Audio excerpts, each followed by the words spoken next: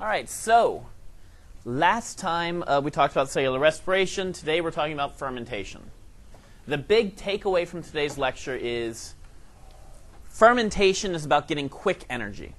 It's about getting ATP very, very quickly. It's not very efficient, but it gets the work done. And also there's a little bit in here about secondary metabolites.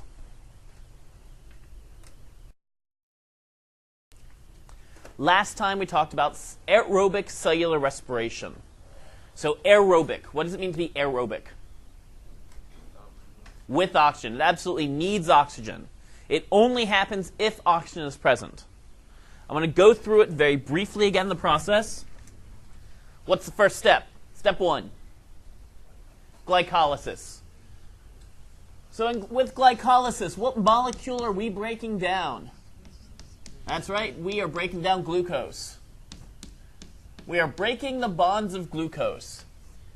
If you take this 6-carbon glucose and you cut it in half, you have a 3-carbon molecule produced. What's that 3-carbon molecule called? Pyruvate. So you have 2 pyruvate produced. Net to a DP go in and to a TP come out. You also have 2 NAD plus go in and 2 NADH come out. So that's the whole of step 1, glycolysis. Step 2, the breakdown of pyruvate.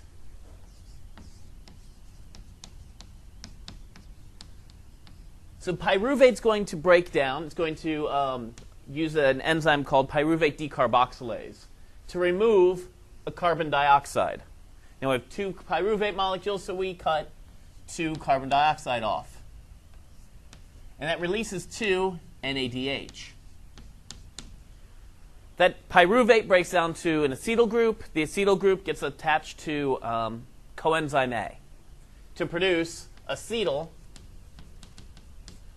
coenzyme A.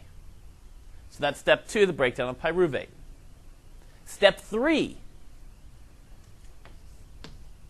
that acetyl coenzyme A enters into what's known as the Krebs cycle, or the citric acid cycle. In this case, you're going to have this acetyl coenzyme A is going to bind with a 4-carbon molecule to produce a 6-carbon molecule, and then that's going to just be systematically cut apart. So you're going to release some carbon dioxide, and in the process, when you break that bond, you release some NADH. You're going to release some more carbon dioxide, and in the process, you're going to release more NADH. Cut off a functional group, and you get some GTP produced. Another, you get FADH2 produced. And another, you get some NADH produced. In this process, we've produced a whole bunch of energy intermediaries. We've produced a lot of NADH. Now, NADH is special because it has an excited electron. Does that make sense? The electron can do work. This Krebs cycle is happening in the inner membrane of the mitochondria.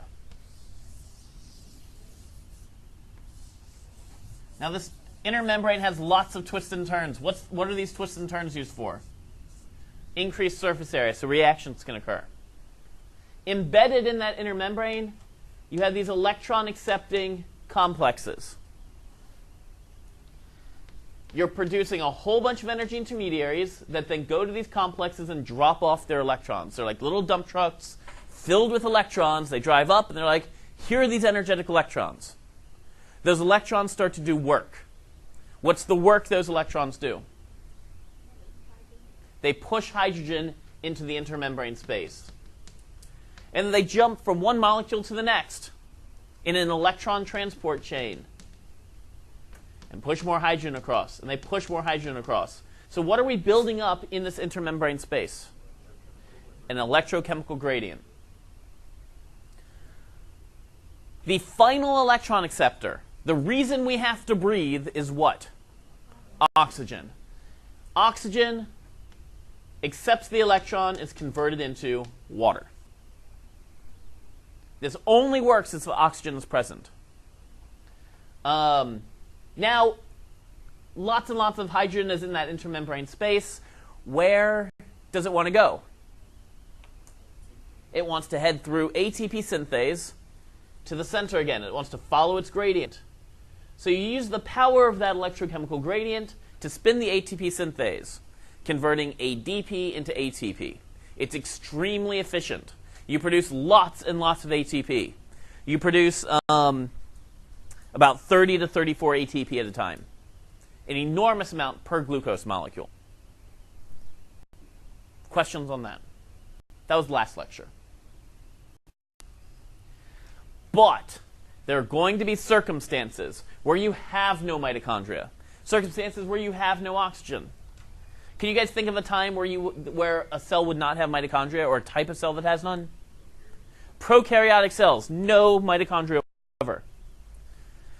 They have no membrane-bound compartments. They can't undergo aerobic cellular respiration. You might have a lack of oxygen. There are instances where we remove oxygen from systems.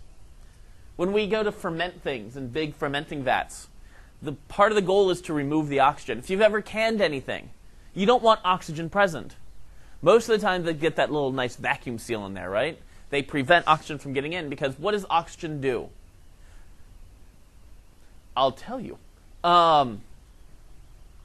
Oxygen, right? When you think oxygen, what chemical process do you think of? Oxidation. What's oxidation? It breaks down stuff. It steals electrons, right? So if you were to get oxygen in this canned material, that oxygen would break down those products in there. You don't want oxygen in there. You don't want oxidation to occur. So there are going to be instances where there's no oxygen. Heck, think about you guys. If you were to go swimming and you hold your breath and you swim as far down as you can, eventually you run out of usable oxygen. It's converted to carbon dioxide. Can you breathe? No, because there's no oxygen there for you. That's dissolved oxygen in the water, but you can't get to it. Did I tell you guys the story when I tried to breathe water? Yeah, don't do that. It's a bad idea. The solution to a lack of oxygen is a process known as fermentation. Fermentation is an anaerobic process. It happens without oxygen. It can happen in the presence of oxygen, but it can happen without oxygen. It does not rely on oxygen. It's simple and it's fast, and I think you guys will like the simple part of it. But it's still going to produce some ATP. And that's why I get it now, why I put the Roadrunner up. He is a very simple creature, yet also very fast, just like fermentation. You know, I've been trying to figure out why I put that bird on there for like 2 years now. It makes sense all of a sudden. So we're going to use this fermentation to convert glucose into a waste product and energy. And we can do it without oxygen. We can do it without organelles. This is the awesome part. It is a two-step process. And you already know one of the steps. Step 1, glycolysis.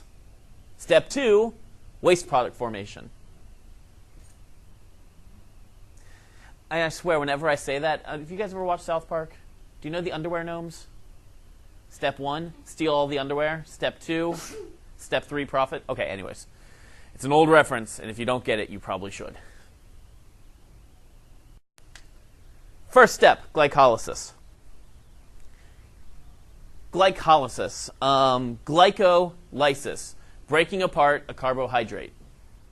We're going to take a molecule of glucose and break it down into pyruvic acid or pyruvate. Those are the same thing. In order to get this process going, 2 ATP go in to start it. It sort of like kickstarts it. 2 ADP come out. The molecule that's produced, fructose diphosphate, is then split into 2 molecules, pGal.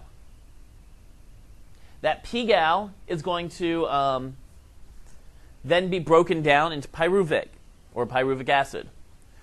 In the process, NAD plus is converted to NADH, and 2 ADP go in and 2 ATP come out. Yes?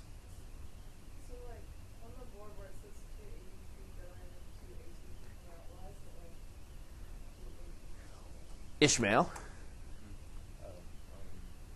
Because you got 2 that you had before, the 2 that got broken down, and then you got 2 Okay, so what he said, perfect. Well done. You totally knew that one. Well done there. This is your starting. You put in 2. Coming out, you've got 4. So your net total is 2. Plus 4 minus 2. All right, so we've broken down this glucose to make pyruvate. Questions on that? All right, you already knew that. Great. Now, that pyruvate, if it doesn't go into the Krebs cycle, if it doesn't get broken down through oxidative phosphorylation, it can be lots of different things. If it's exposed to the enzymes in Propionibacterium, it can become propionic acid. So Swiss cheese. Have you ever had Swiss cheese? You at least know what Swiss cheese looks like. It's in all the cartoons. Swiss cheese has all these holes in it. The way you get holes in Swiss cheese is you have this big block of cheese, right? These Propionibacterium are producing both propionic acid and carbon dioxide. So these holes are actually bubbles. When you cut through a bubble, it just looks like a circle. So Swiss cheese is built from, effectively, lots of these carbon dioxide bubbles. If it was to be introduced, this pyruvic acid was introduced to a lactobacillus, streptococcus, or bacillus, you get lactic acid.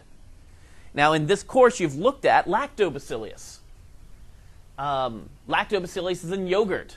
This is what gives sort of that little bite that you get when you have yogurt. It's cheddar cheese. It's what makes cheddar cheese sharp. It's what makes soy sauce have that sort of fermented taste to it. It's lactic acid. Lactic acid, also super fun. You ever had sour gummy worms? That's where it comes from. Saccharomyces, yeast. If you were to introduce pyruvate to yeast, the enzymes in yeast, you produce carbon dioxide and ethanol. Wine, beer, bread, things like that. If you introduce pyruvic acid to Clostridium, the enzymes in Clostridium, you end up making acetone. Slight difference between acetone, which is nail polish remover, and ethanol. And if you introduce it to an Actobacter, you end up with acetic acid or vinegar. Any of these organisms can break down the same product, pyruvate, into lots of different waste products that can be useful or not. When you guys were younger, you've seen examples of this. You've seen lots of examples of this. Did you ever try to do you think to yourself, well, grape juice, if I let it sit out long enough, it's just going to become wine? Yeah, I think we've all done that at one point. It didn't work. What happened? It ended up turning to vinegar, really. What if you have wine? If you haven't had wine before because you're too young, you may have heard, what if you leave wine out for too long? What if you let wine doesn't stick around forever. What happens to it? You guys are pretty good at this game.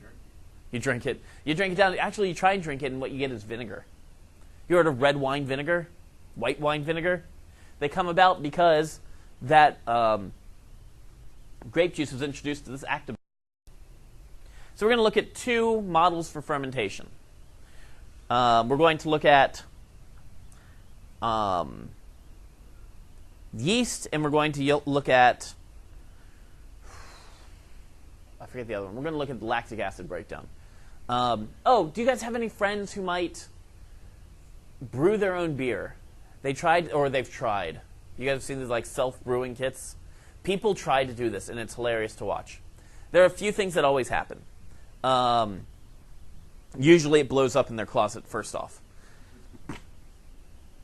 But the big thing is, when these people come to you, when your friends come to you and say, I have just created a new microbrew, they're going to hand it to you, and they're going to say, drink this. You need to be very sure that your friend understands clean microbial technique. If you don't see them washing their hands often, they might have introduced something new. They wanted just yeast in there, but they may have introduced Clostridium. So instead of producing ethanol, they may have produced, acetone. And you don't want to drink that. It'll make you go blind.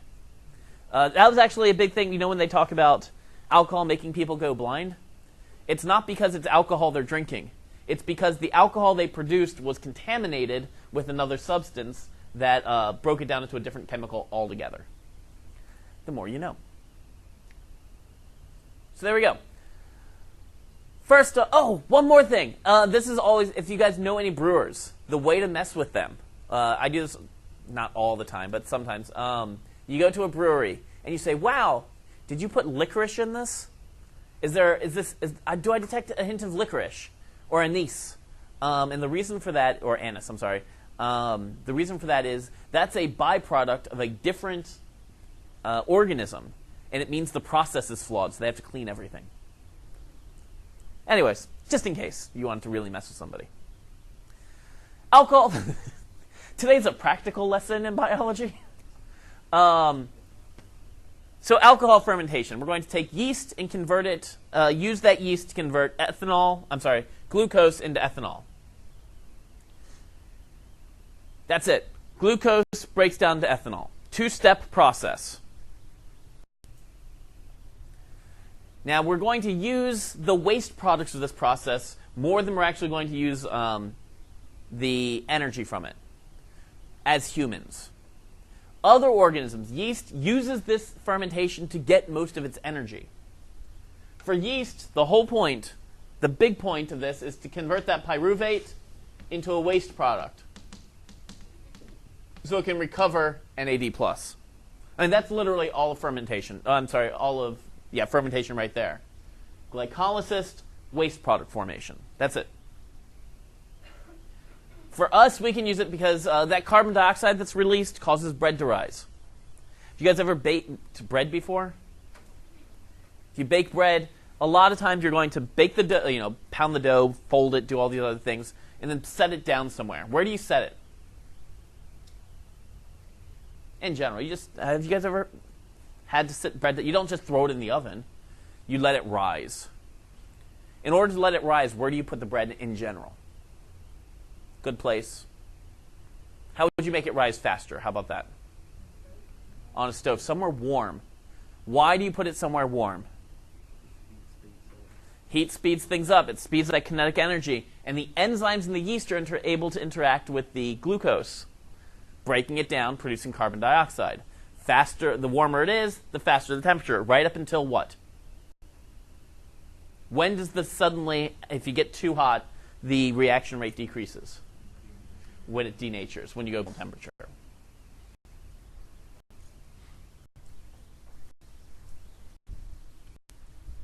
Ethanol is released that we use for alcohol.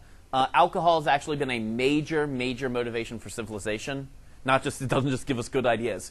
Alcohol was very important for early civilization because alcohol was safer to drink than water. Alcohol kills a lot of microorganisms. So early civilization, you had a watered-down beer to drink instead of water because water was deadly. So what we need to do is we're going to take these 2 pyruvate, 2 ATP, and 2 NADH that were produced from glycolysis. Those 2 pyruvates are converted to acetaldehyde, just like over here. But instead of combining with acetyl-CoA, they're then broken down into ethanol and NAD+. Then acetaldehyde becomes ethanol by these NADHs investing their electrons in it, getting that NAD+ reformed. So now you have a cycle. The whole point of fermentation is to give you some quick ATP and to recycle that NADH. Get it back to NAD+, so you don't have a rate-limiting step.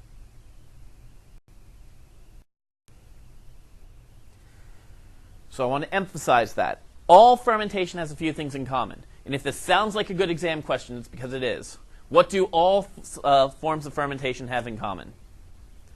All fermentation is an anaerobic process. It does not require oxygen. All fermentation produces a waste product. And all fermentation recovers NAD+. It also produces some energy.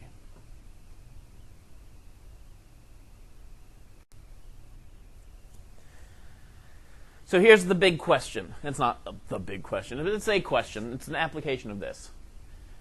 We have this molecule of glucose. Now, in cellular respiration, we produce 30 to 34 ATP. We took the glucose and we cut it up into little bitty pieces. That's a lot of energy. In fermentation, we take this same molecule with the same amount of energy present. But in this case, we only are able to release 2 ATP. Where's the rest of the energy? Energy is neither created nor destroyed, so where is it?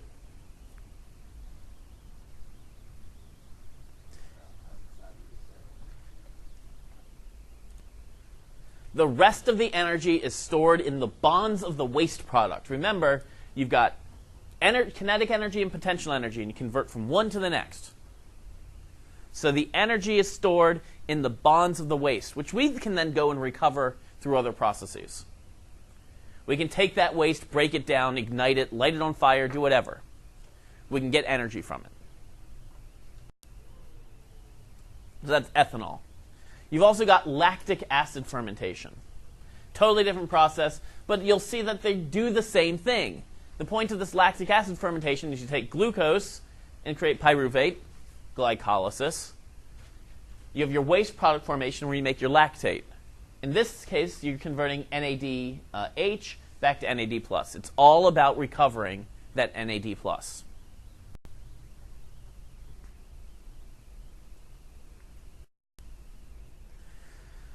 So vital to keeping this process going is to keep making that NAD+, because eventually, without, this one's backwards, sorry. Without that NAD+ being reformed, you can't have glycolysis happen anymore, which means you don't get any more energy.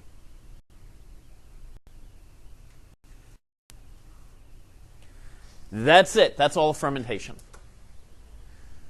Glycolysis, waste product formation. The end. There are some organisms out there, though, that can switch between being anaerobic and having aerobic cellular respiration. Those organisms are known as facultative anaerobes. Yeast is one of them. Yeast it would prefer to have aerobic respiration. It wants to produce 30 to 34 ATP per molecule of glucose. But if there's no oxygen present, it switches gears and starts to produce ATP by burning glucose faster and having a lower amount of energy produced each time. You've got some cells that are facultative anaerobes. Your muscle cells are facultative anaerobes, which is really important. If your cells ran out of oxygen, if your cells had no oxygen, I don't know, you held your breath for too long, you still need them to work. You still need your heart to beat. So your cells suddenly switch from being aerobic to anaerobic, making as much energy as they can to keep your body going while you have no oxygen. That burning sensation you feel when you hold your breath too long, or if you've ever worked out. Has anybody ever worked out? Has anybody ever intended to work out? Okay. If you've ever worked out at any point, or, I don't know, you went up a flight of stairs and you were out of shape, you start feeling a burning sensation. Do you know what I'm talking about? So what that burning sensation is your muscles have used up all of their oxygen. So they've switched to an anaerobic process. So now they're burning through glucose faster and producing this pyruvic acid, in this case lactic acid, for our muscles. So you have this lactic acid build up in your muscle cells. You start to feel this pain. How do you fix that pain? How does the pain go away? It takes time. It takes you breathing. Breathing can be difficult, I know, but you do it.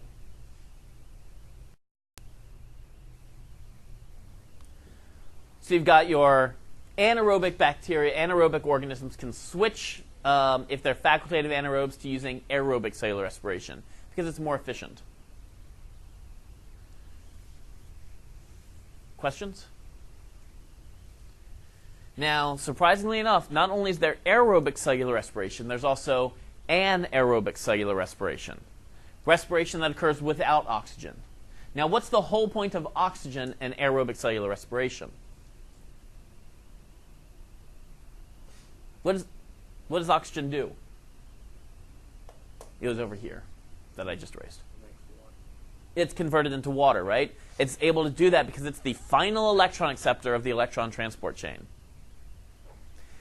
In anaerobic respiration, we can have chemiosmosis happen, that movement of hydrogen ions, without oxygen. and without mitochondria.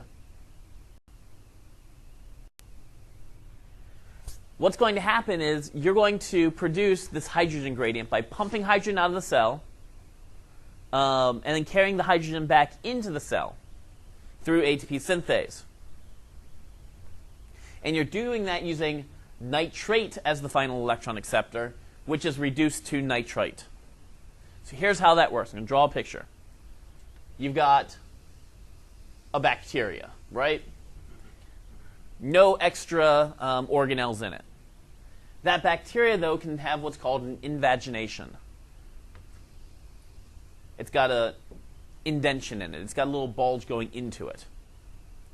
Now, into this bulge, you've got a series of transmembrane proteins. You're going to use energy. You're going to use NADH that's made from the breakdown of glucose to push hydrogen across this barrier. And in the end, you're going to convert nitrate to nitrite. So far, so good? Doing the same, you're just taking these NADHs, these electron intermediaries that you produce from breaking down glucose, and you're using them, the electrons from those, to push hydrogen across this barrier. So what have we created here?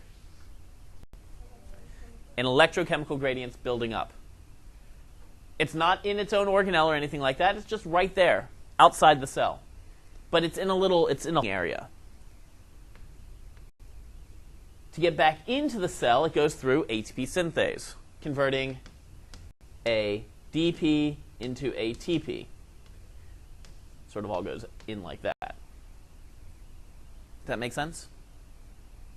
You can do that without oxygen.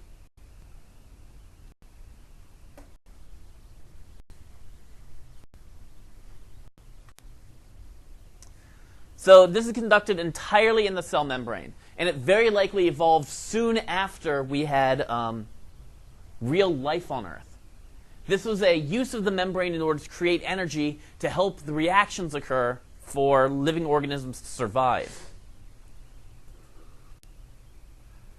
That hydrogen gradient is going to ultimately power ATP synthase. This is very, very common across the domains of life.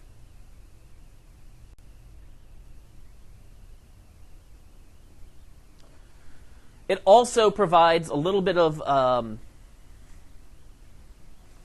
evidence for endosymbiosis theory. So if you've got these cool things, you can produce a whole bunch of ATP in that invagination, right?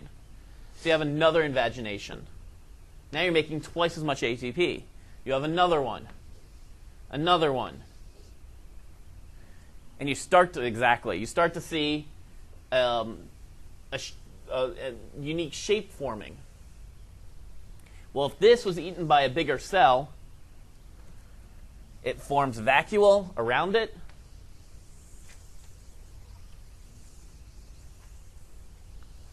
And eventually, you end up with a double membrane-bound organelle. This is likely how we got our mitochondria. So that's anaerobic respiration. Do you guys have questions?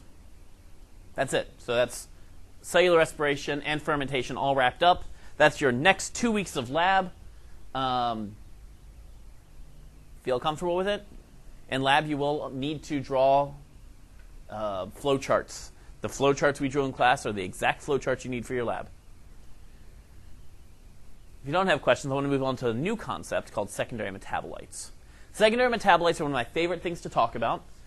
These are going to be molecules that are produced for organisms, but not essential for development and growth. These are the extra things. These are the fun things. These are the things that give organisms an advantage, but aren't necessary. These secondary metabolites have been around for billions of years. As long as we've had life, we've had organisms that had to fight each other, organisms that needed an adaptive edge. Now, for us humans, we've got some cool adaptive edges. We can make tools. We make tools and we can beat things up and then eat those things. Plants can't do that. Certain animals can't do that. Bacteria can't do that. In order for bacteria and plants and other organisms to fight each other, they undergo chemical warfare. They need to, plants produce more secondary metabolites than any other organism on the planet. They need to defend themselves. Do you guys know what these are? Don't say flowers. They are flowers. What kind of flower? Poppies. Where do we know poppies from? What are poppies good for? Drugs. Sure. You can use poppies to make heroin. I was going to go with Wizard of Oz, but yeah, we can go with heroin. Same idea. Both actually are the same idea. Have you guys seen The Wizard of Oz? We'll also talk about heroin. Don't worry. Yes, you've seen The Wizard of Oz. What happens when Dorothy goes running into a field of poppies? She falls asleep. What happens when you take heroin that you've seen on shows and stuff? You pass out. Your body slows down. These plants are producing secondary metabolites to prevent predators from eating them, that slow down their heart rates. If an organism came and ate a bunch of poppies, their heart rate would begin to slow down. This tree, what do you notice about this tree? It's big. It's all by itself. It's all by itself, not because it's it's shading out other trees. The reason is these roots are systematically putting out poison to kill anything around it. You'll notice that a lot of time big trees are not surrounded by anything. They're all by themselves simply because they're killing everything around them. One type of secondary metabolite is called the phenolic. And phenolic compounds work by producing strong colors and strong flavors. The colors of daylilies, these are all phenolic compounds. Oh, you know what? Before I go any further, I just want to let you guys know. I will tell you the one question I will ask you about secondary metabolites. This is the one question. I just want you guys to sort of pay attention and find out, learn a bit about the world. Give 2 examples of secondary metabolites. I might say give 4 examples of secondary metabolites. That's it. Just give examples. Know what a secondary metabolite is. It's produced but not essential for growth and development. But I don't want you to worry about taking 1,001 notes on this more. I want you to just see how the world works. Does that make sense? You got these bright colors. What are bright colors for in plants? Few things. One is attract bees, pollinators. The other is to say, don't eat me, I'm poisonous. They produce strong flavors. Those strong flavors are produced not so that the plant tastes better. That's actually the exact opposite reason they make these flavors. It's so the plants taste terrible. Cinnamon. Do you guys remember a few years ago the cinnamon challenge? No? Did anybody try to do that? What happens? Somebody died. That's true. You choke. You can't swallow it. This is a plant defense mechanism. Literally, the plant is producing these phenolics to stop you from eating them. So by taking concentrated plant phenolics, you are endangering yourself. Flavonoids are one of these big things.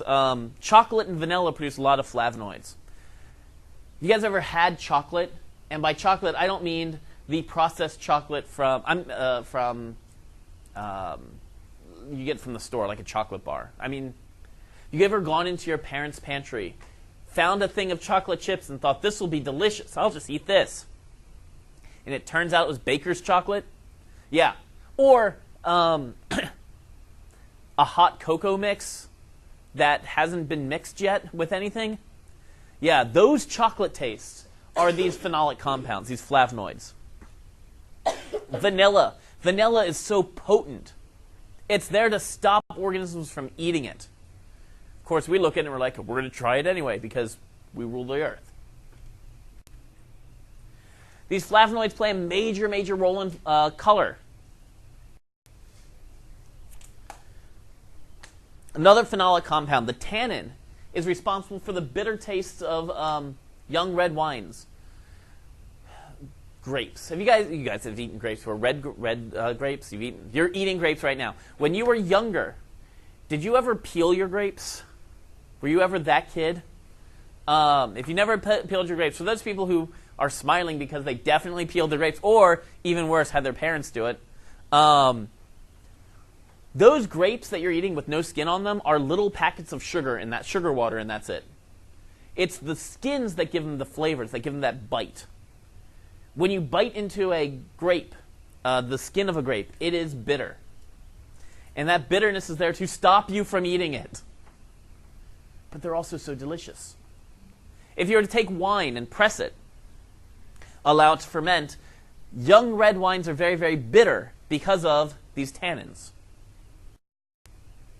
Another type, these tannins can be found in blackberries. There are two kinds of blackberries in the world, exactly two kinds of blackberries. Sweet, delicious blackberries and horribly bitter blackberries. And you can't tell the difference by looking at them. Have you guys you've eaten blackberries before, right? And you know, you reach in, you grab a blackberry, and you eat it, and it's bitter. What do? You spit it out, then what? Try another one, because you can't tell the difference. And then that next one's good, so what do? You try another one, and it's bitter, and then you're like, better have another. They produce those bitter flavors to stop organisms from eating them. Mice. Mice will eat blackberries like crazy when they're ripe. If they're not ripe, if they're not sweet and delicious, if they're not sugary and wonderful, they're very bitter. And what they end up doing is these tannins are poisonous. They will cause the mice to die. So mice avoid these things, and other organisms avoid them. Deer avoid them when they're not ripe. But once they're ripe, they eat them like crazy. Now, why would a plant have these same fruit be very bitter at one point in their life cycle and then very sweet at another? What's the point of that? Go for it. When they're bitter, it stops the animals from eating them. So it can mature, Right. where it can then reproduce and it becomes sweet, so the animals then eat it to where the seeds can get. That's exactly it. So at one point in their life cycle, the very bitter blackberries, they're going to be poisonous. They're going to be toxic. You don't want to eat them. They're going to hurt your for you, you're a big mammal. They'll just hurt your stomach, and you'll be like, oh, I shouldn't have eaten so many. That discourages organisms from eating those blackberries at that phase in its life. As they get more ripe, as the tannins break down and sugars increase, they become more sweet. It's also that these contain the seeds of the plant. The seeds have become mature.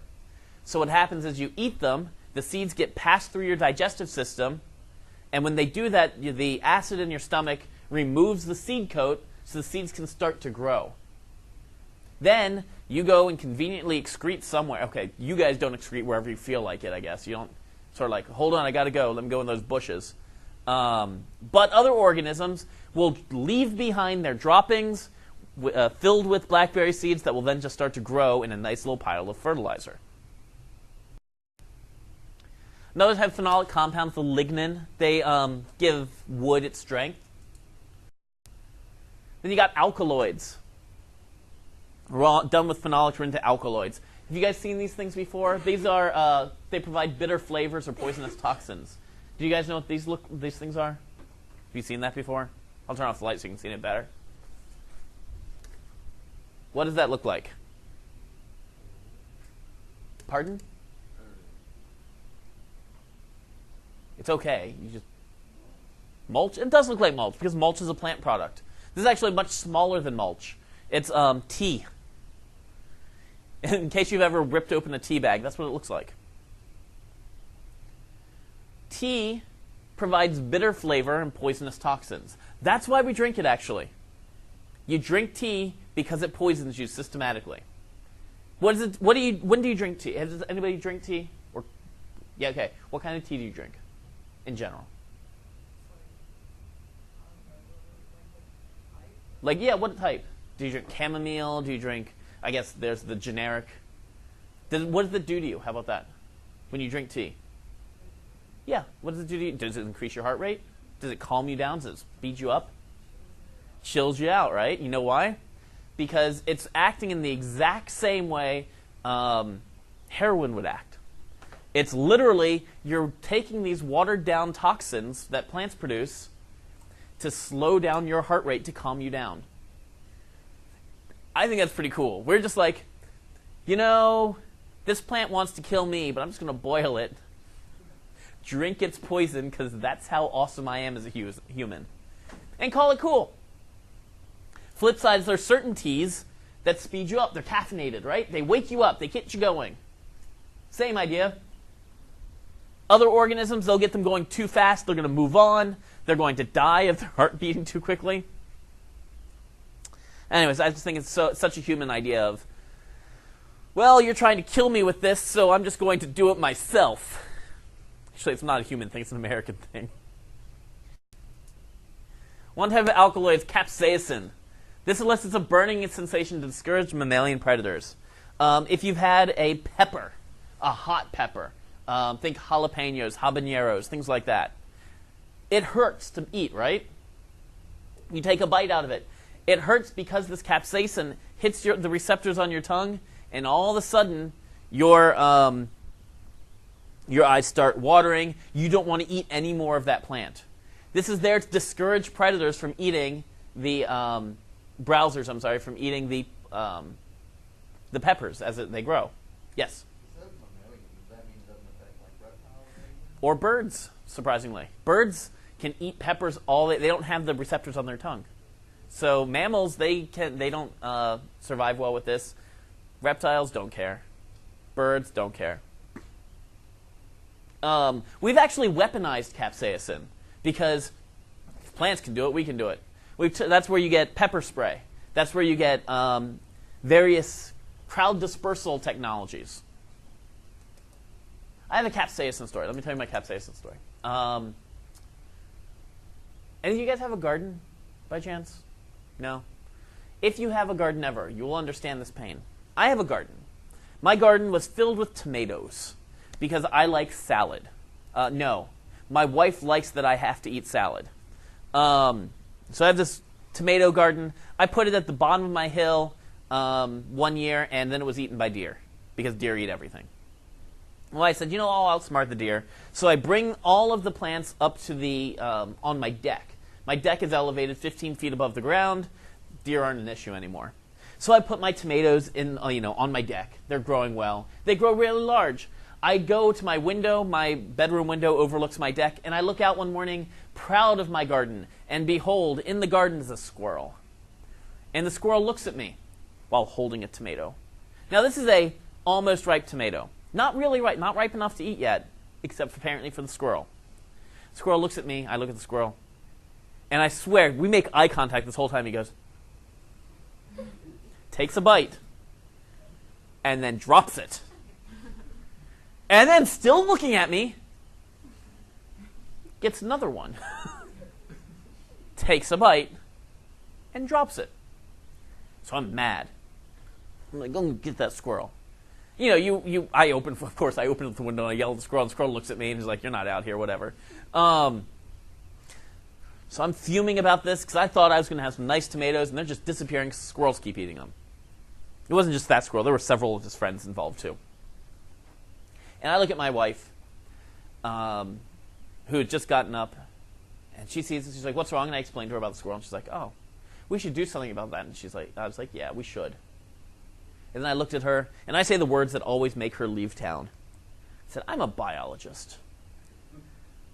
I can fix this. And she said, look, just do whatever you're going to do. I'm going to take the kids and go to my parents' house. Just make sure the house is clean when I get home. I was like, oh, it'll be clean. It'll be clean. So she took the kids and she went out of town. And I enacted my plan. My plan was all about capsaicin. See, I knew capsaicin will impact mammalian predators. If a mammal comes along and takes a bite like a freaking squirrel, they're going to hate that. I didn't have any pepper out there. I only had tomatoes. So what I needed to do was either spend a lot of time in the lab and cross tomatoes with peppers, but I didn't want to do that. So instead, I went out. I was going to create a capsaicin spray to put on my tomatoes. And to do that, I had to go to the only place in town where you can pick up some good chemical reagents for producing chemical weapons, Walmart. So I went to Walmart. And I'm going down the spice aisle. I'm looking for anything I can that's got some kick to it. I've got red pepper. I've got cayenne pepper, chili powder. I'm throwing all these things in my cart because, God, the squirrel's going to get it. And I ran into a friend of mine there who was a chef, and I said, Chip, what's the hottest thing that they've got in the store? And he's looking at my cart, and he's like, oh, are you making some chili? And I was like, no, I'm going to take out a squirrel and let me explain the whole process. So 15 minutes after I ranted about the squirrel, he said, well, I guess there's some jalapenos up front, but I saw some ghost peppers and some habaneros as well. Those are really hot. I wouldn't recommend using more than one of them. So I was like, thanks, Chip, I really appreciate it. So I go to the front, and sure enough, there's a package of 6 ghost peppers and 4 habaneros. Well, they only came in packages of 4, so I was like, okay, let's just take them all. So I loaded up my cart, I go to checkout, and you know the people in the checkout line, when they talk to you, they sometimes ask, what you doing? And so I'm going to the checkout line, and the checkout person, who doesn't actually care, said, oh, are you making some chili? And I looked at them and I was like, yes.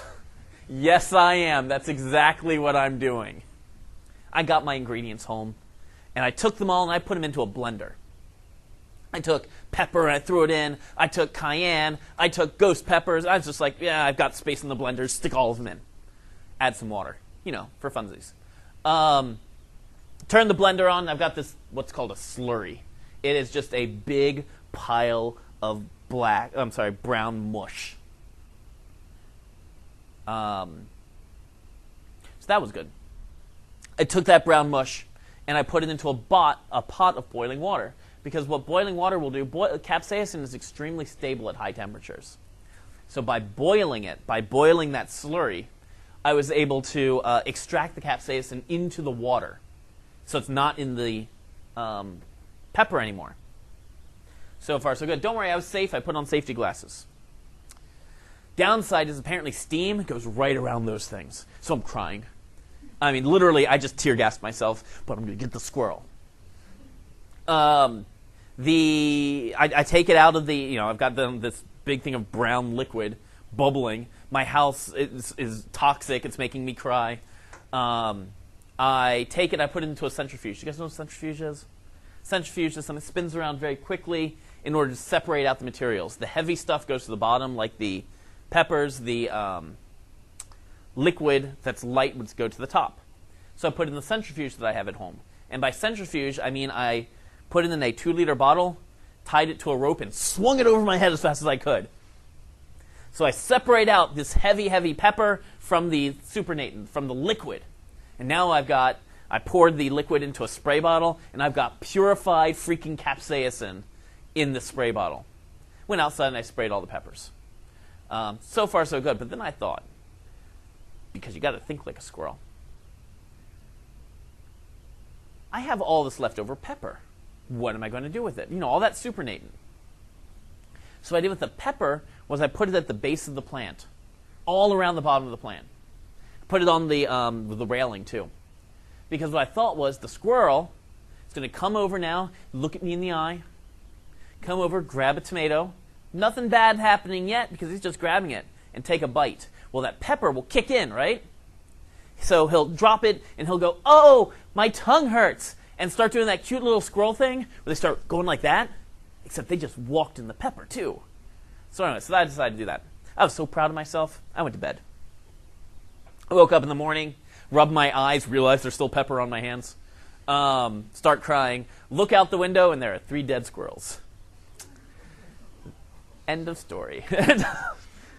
It's really potent stuff. Plants can mess you up. It's another one. Atropine. Atropine's another alkaloid. It's derived from nightshade, hemlock. You've probably heard of it, but it was also referred to in ancient Greece as belladonna. Women would take the extract of atropine, just like I extracted capsaicin from peppers. They would extract atropine from nightshade and put a drop in their eyes. And what that did was it dilated their eyes. It made their pupils huge.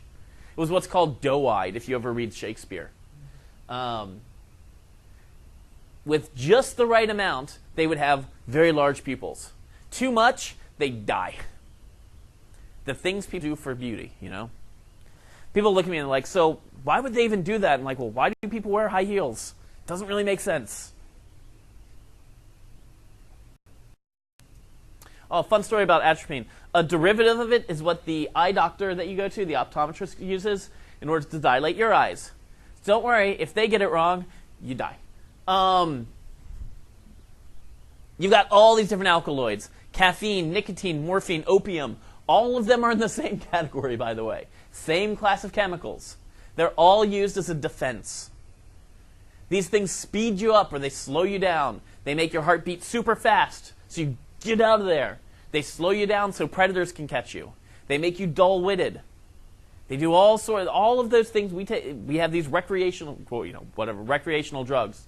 And the point of those drugs is to alter your state of mind. For the plants, by altering the state of mind of their predators, they're able to get their predators to leave, to not eat them. Terpenoids are responsible for smells. Anything that goes into a gaseous state easily. The smells of flowers. A class of terpenoids, a carotenoid. Now, where have we seen a carotenoid? Carrots, right? They give fish those orange colors. They give plants. They're able to help plants absorb light. And the final class of secondary metabolites I want to talk about are the polyketides. Polyketides are highly toxic, very specific metabolites that inhibit protein synthesis. So if you have one bacteria living next to another bacteria, and they don't want to live next to each other for very long, one bacteria will secrete a polyketide. That polyketide will stop the ribosome from working. Why are ribosomes important? Right. If you stop the ribosome, suddenly you can't make any proteins. No proteins mean no enzymes. No enzymes mean no reactions. So bacteria can literally kill their neighbor by secreting these chemicals. Once we as humans found that out, we were just like, yeah, this is totally us. We created antibiotics. We found the way that bacteria and fungus attack each other, and we're like, we're in. We're going to take that, and we weaponized it, and now we have medicines that will only attack prokaryotic cells, that will only attack the ribosomes of bacteria.